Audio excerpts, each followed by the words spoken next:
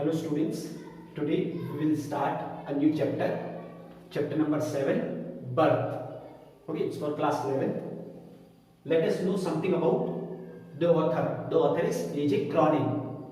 So A.J. Cronin was a Scottish novelist and he was a dramatist and non-fiction writer. He was one of the most renowned storytellers of the 20th century. His best known works are The Citadel and The Keys of the Kingdom, both of which, that is Citadel and The Keys of Kingdom, were made into Oscar winning films or Oscar nominated films. Actually only one of it was the winning one and the other one was just nominated. Okay, let us know about the introduction of this chapter actually.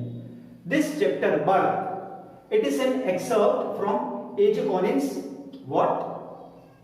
The Citadel, which was a novel. It describes how a young doctor revives a child that is born lifeless.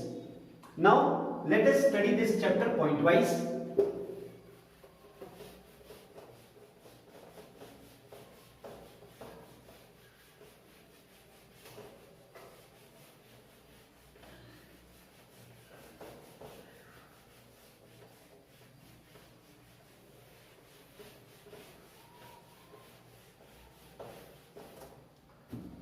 The very first point is Andrew Mason, a doctor.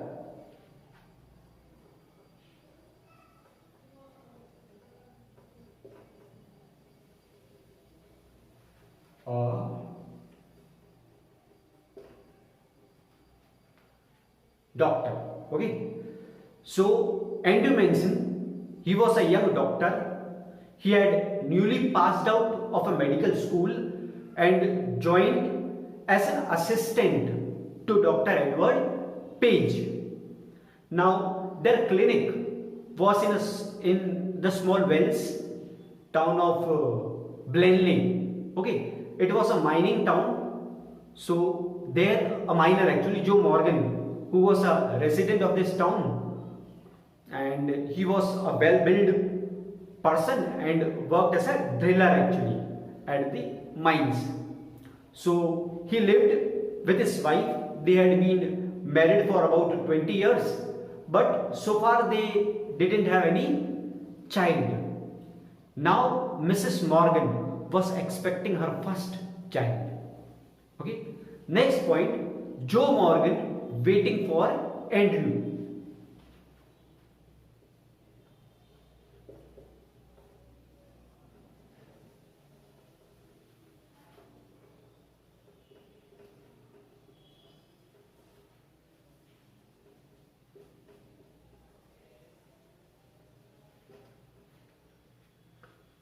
Now, after spending a disappointed evening with his love lady Christine, Dr. Andrew, came back home.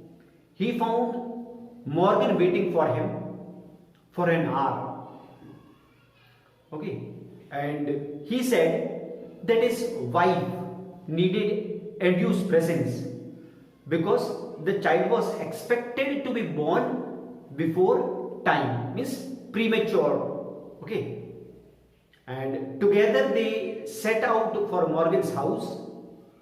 Now Andrew was feeling very dull and tired because he didn't have good experience with his love lady, okay, Christine. So he was tired and exhausted and he was dull. So he had no idea that this very night, okay, or the night call you can say, would prove unusual and influence his whole future in Blenheim. The next point is at Morgan's house.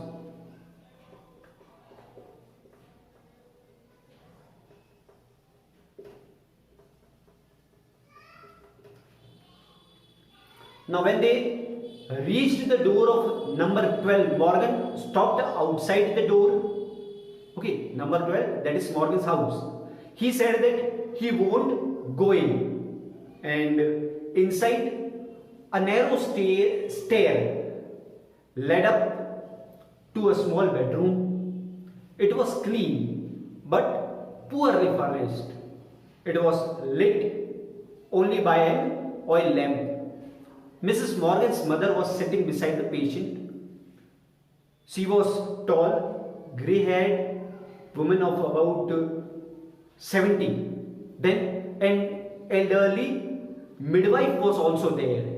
Okay, both of them watched Andrew's expression as he moved about the room.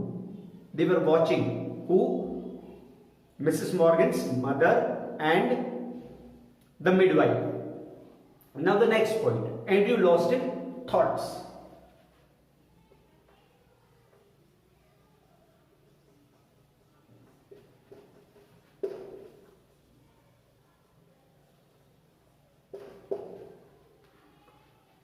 Now since there was a period of waiting because the child was about to be born, but there was still time. Andrew waited in the kitchen. Soon he was lost in his thoughts about Christine, the love lady. An hour later, he went upstairs again. He noted the progress made. Okay. Then he noted that there is still time. So he once more came down and sat down by the kitchen fire. So today we will end it here. We will continue the chapter in the next video.